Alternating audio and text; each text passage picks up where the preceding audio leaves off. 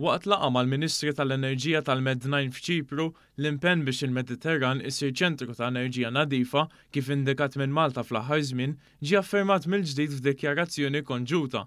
Il-laqa ta' din is-sena iffokat fuq l-avvanz ta' inizjattivi favur enerġija nadifa li jkopru r-Reġjun Mediterranju. Din l-idea għal kollaborazzjoni fi proġetti brabta mal-enerġija nadifa kienet resqet għall-ewwel darba mill-Prim Ministru Malti Robert Abela is-sena li għaddiet. Il-Ministru għall-Ambjent, l-Enerġija u Reġenerazzjoni tal-Port il-Kbir, Miriam Dalli, preżenti għal Med9, sqarret li l-Mediterran u reġjun kruċjali għal din it-tranzizzjoni fl-Ewropa. F'dan ir-rigward, Malta diġà tagħmel avvanzi importanti fl-infrastruttura tal-enerġija, fosthom it-tisħiħ tal-interkonnessjonijiet u l-kapaċità ta' enerġija rinnovabbli.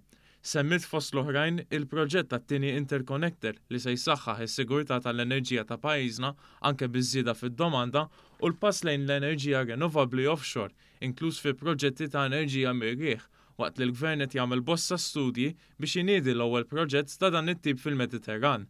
Il-Ministru Dalli qalet li dak li bdiet Malta is-sena l-oħra qed iħalli l-frott hekk kif il-viżjoni tagħha biex il-Mediterran issir ċentru ta' enerġija nadifa u rinnovabbli qed isir aktar reali b'appoġġ ikkoordinat mill-Unjoni Ewropea.